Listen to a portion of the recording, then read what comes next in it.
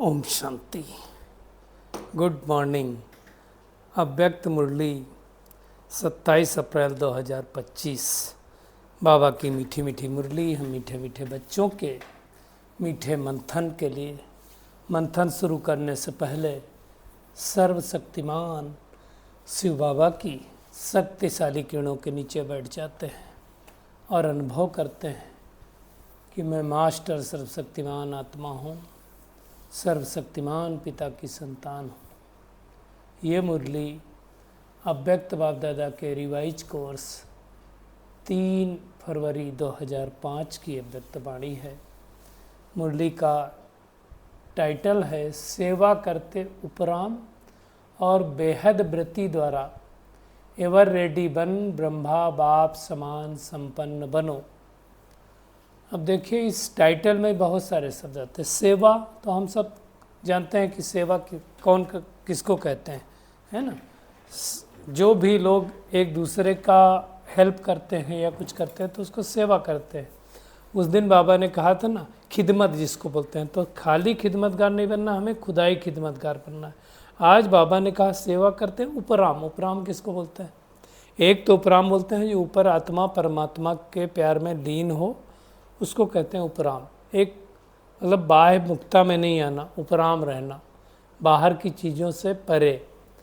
और अगला शब्द है बेहद व्रति। व्रति हद की नहीं, इसके हम गहराई में जाएंगे। द्वारा एवर रेडी वन। अब एवर रेडी हम कितने हो तो देखना पड़ेगा, है ना, तब हम ब्रह्मा बाप समान रह सकते हैं। तो बहुत ही गुह्य मुरली है। इस मुरली में बाबा ने एक तो हमें भाग्यशाली क्यों बताया, क्योंकि हमने भगवान को पहचान लिया जो दुनिया नहीं पहचान पाई, मतलब ज्ञान का तीसरा नेत्र मिल गया। दूसरी बात बाबा ने कहा कि जब जमा करने का सीजन होता है उस टाइम अगर कोई ना जमा करे, यानी कमाई का जब समय हो और ना करे, तो फिर उसको प्राप्ति नहीं होती है। तो उसके बारे में भी बाबा ने कहा, क्योंकि इस समय अगर पुरुषार्थ कम करेंगे तो हमारी प्राप्ति भी कम होगी और पूज्य भी हम कम बनेंगे। और बाबा ने थोड़ी सी अटेंशन भी खिंचवाई कि मेजॉरिटी बच्चों का योग में याद की सब्जेक्ट में रुचि थोड़ी सी कम है, तो उसकी भी गहराई में हम जाएंगे। क्योंकि भगवान नहीं चाहता है कि किसी भी सब्जेक्ट में कोई कमी रहे, और उसके लिए बाबा ने कहा कमी न रखने के लिए क्या करो, अपने आप को टर्न करो। आज लेकिन शब्द की बहुत अच्छी परिभाषा बताया बाबा ने। सिंधी में कहते हैं ले प्लस किन, ये बन गया लेकिन। तो किन माने होता है किचड़ा। तो जब हम लेकिन शब्द कहते हैं ये ऐसा हो जाता लेकिन, तो लेकिन तो गड़बड़ है ना। लेकिन है मतलब कुछ ना कुछ गड़बड़ हो जाएगा। और आज फिर से बाबा ने हमें पिछली मुरली का याद दिलाया कि दुनिया वाले तो चिल्ला रहे हैं, है ना, क्या कह रहे हैं, मुक्ति दो मुक्ति दो मुक्ति दो। मुक्ति कब दे पाएंगे? तो बाबा ने कहा था ना कि वो मुक्ति तभी देंगे जब हमारे पास क्या होगा, बेहद का वैराग्य। क्योंकि पिछली मुरली में बाबा ने कहा था ना, परम धाम के गेट कब खुलेंगे, गेट की चाबी बताया था बेहद का वैराग्य। तो बेहद का वैराग्य कितना आया उसकी चेकिंग करेंगे। और परिस्थिति समाप्त हो जाए, स्वस्थिति श्रेष्ठ हो जाए, ये हमें पुरुषार्थ करना। कैसे करेंगे वो देखेंगे। और बाबा ने आज ट्रिपल अंडरलाइन कराया, संपन्न बनना है, संपन्न बनना है, संपन्न बनना है, धुन लग जाए। और वरदान भी इसी पे विशेष है कि विश्व कल्याणकारी की स्टेज में जब हम स्थित होंगे ना, तो विनाश लीला को साक्षी दृष्टि से देख पाएंगे। अभी देखो जो पहलगाम में हुआ, हर कोई साक्षी होकर नहीं देख पा रहा ना। इतना आसान नहीं साक्षी होकर के देखना। वो कब होगा? जब हमारा किसी के प्रति देह संबंधों के प्रति, पदार्थों के प्रति, प्रकृति के प्रति कोई आकर्षण नहीं होगा, नहीं तो देख नहीं पाएंगे। तो ये आज की पूरी मुरली है। तो हम अपने भाग्य को देखेंगे कि क्यों हम भाग्यवान हैं। तो आज बाबा कह रहा है, शिव बाबा अर्थात great great grand father. Great great grand क्यों है और ग्रैंड क्यों कहा? वैसे तो कई बार grand great grand father Brahma Baba को कहता है, है ना। इसमें ज़्यादा कंफ्यूज होने की आवश्यकता नहीं है। ब्रह्मा बाबा अगर हमारा अलौकिक पिता हुआ तो पालौकिक पिता, उसके पिता का पिता, तो उस लिहाज से बाबा ने आज कहा कि बाबा यानी निराकार शिव बाबा अपने चारों ओर के कोटों में कोई बच्चों के भाग्य को देखकर हंसे थे। हम कोटों में कोई क्यों है और विशेष क्यों है?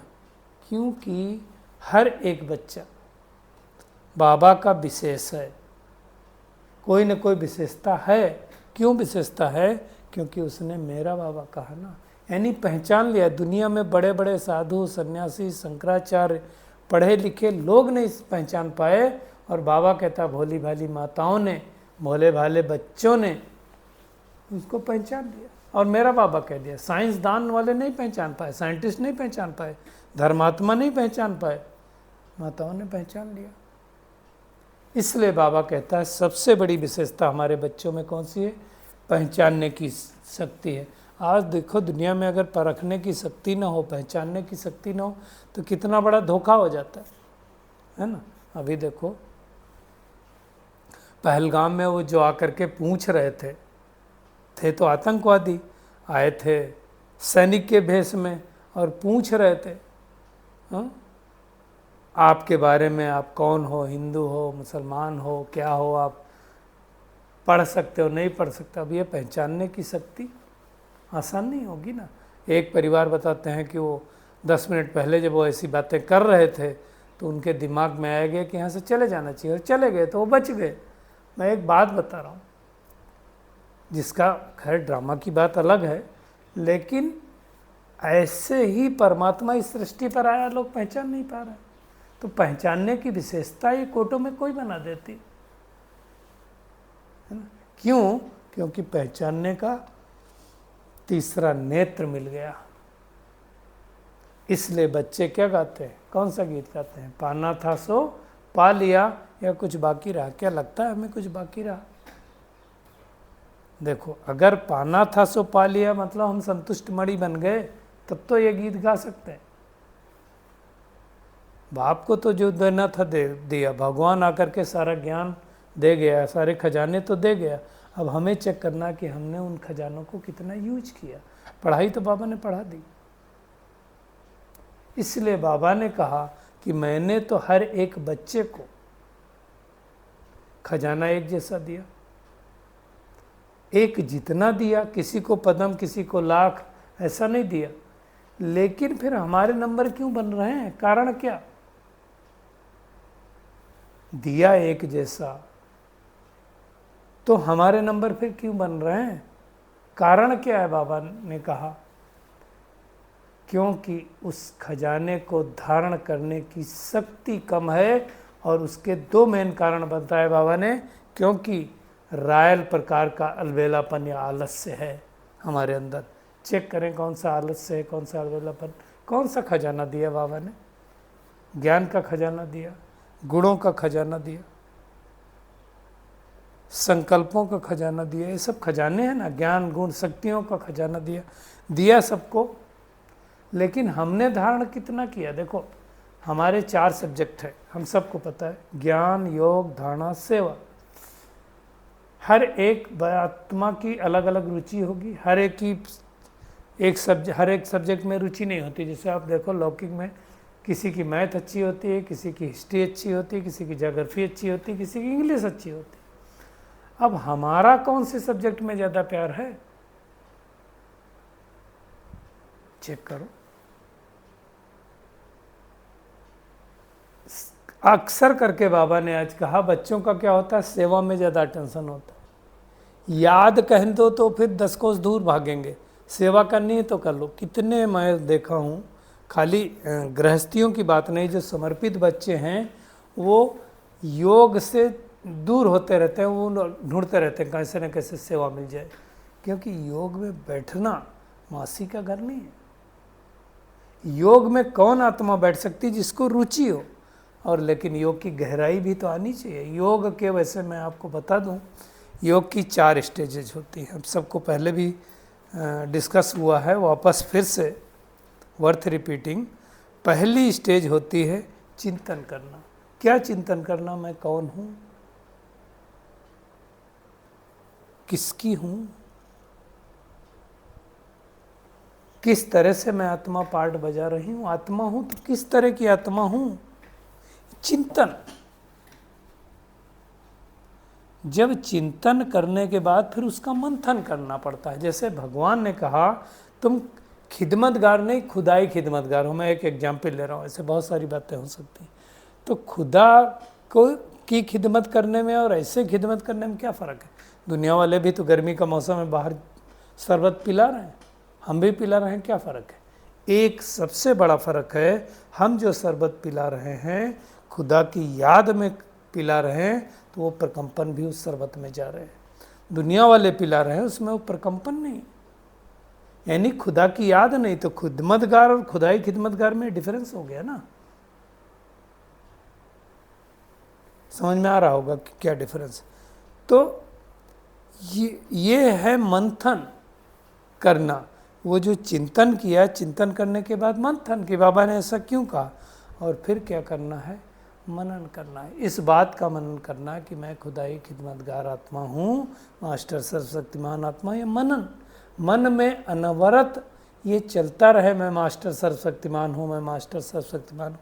कोई चीज़ हमें इजी कब होती है, आप देखो हम सब ने, मेजॉरिटी लोगों ने, शायद बहनें कुछ होंगी जिन्होंने स्कूटी चलाया, साइकिल चलाया या कार चलाया, जिसने जो भी चलाया हो।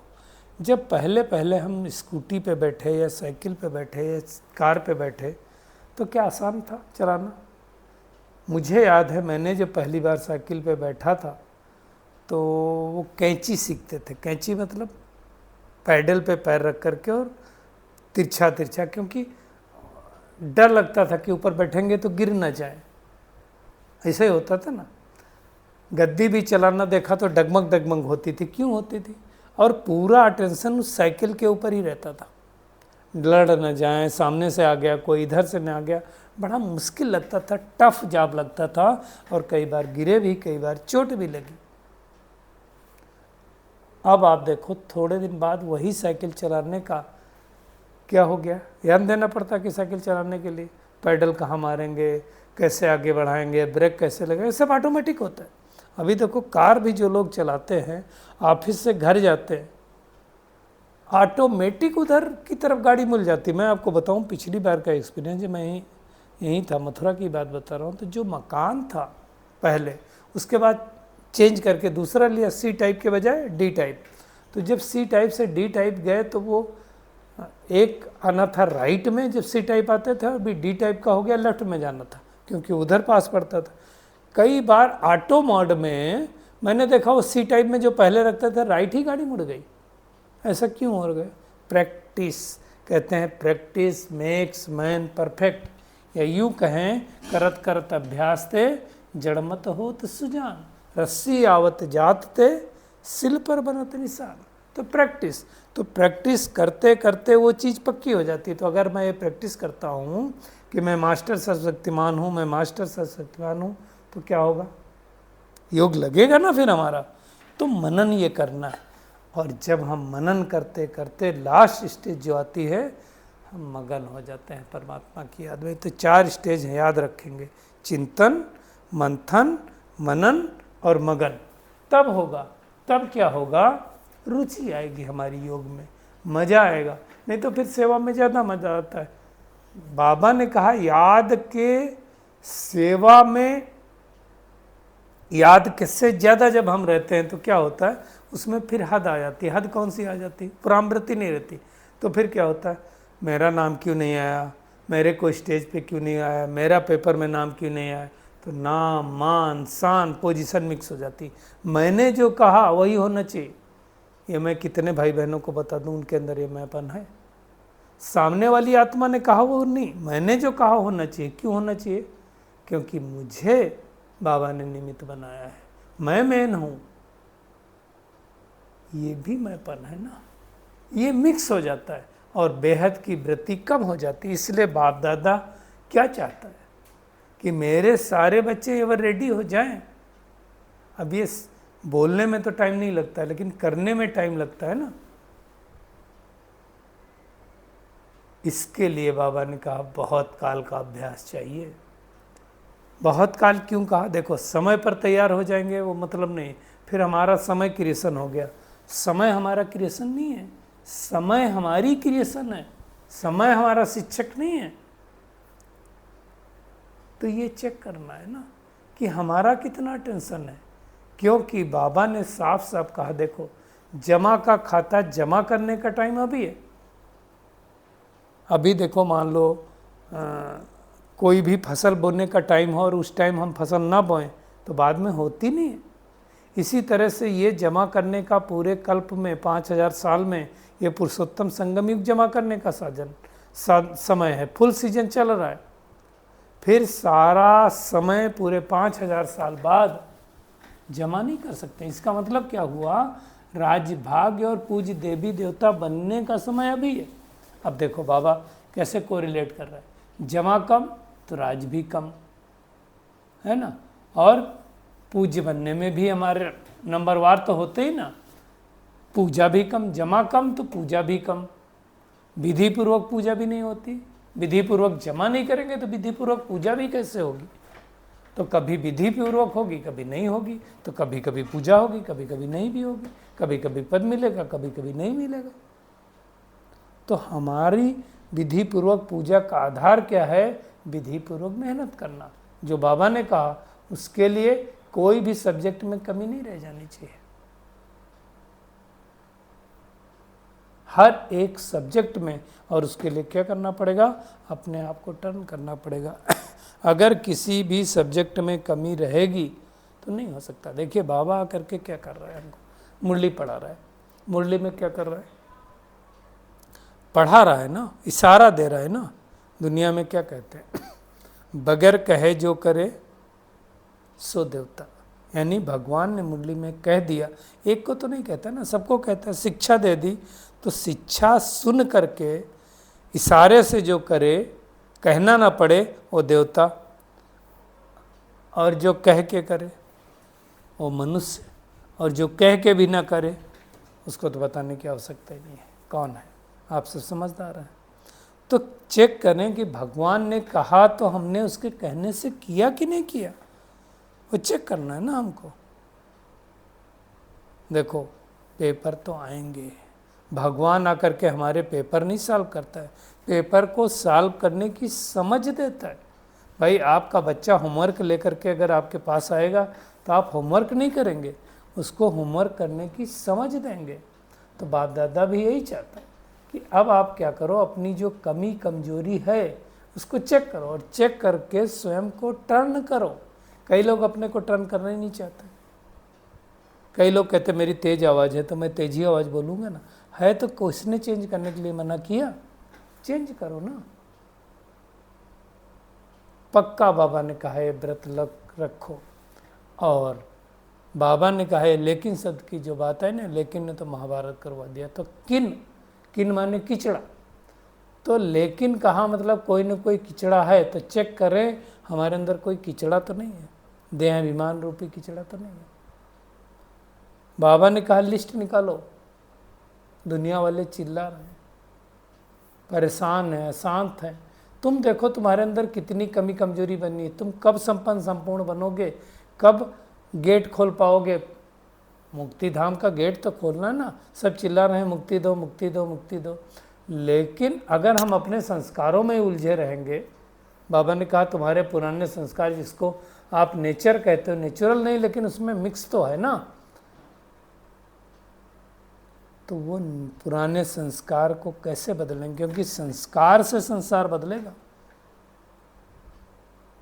दृष्टि से सृष्टि बदलेगी। तो वो हम सबको मेहनत करनी है, तब हम मुक्ति दे पाएंगे, तो नहीं तो नहीं। और उसके लिए बाबा ने कहा बेहद की वैराग्य वृत्ति धारण करो। हमारे अंदर कितनी वैराग्य वृत्ति आई है देखो। वैराग्य वृत्ति कब आएगी?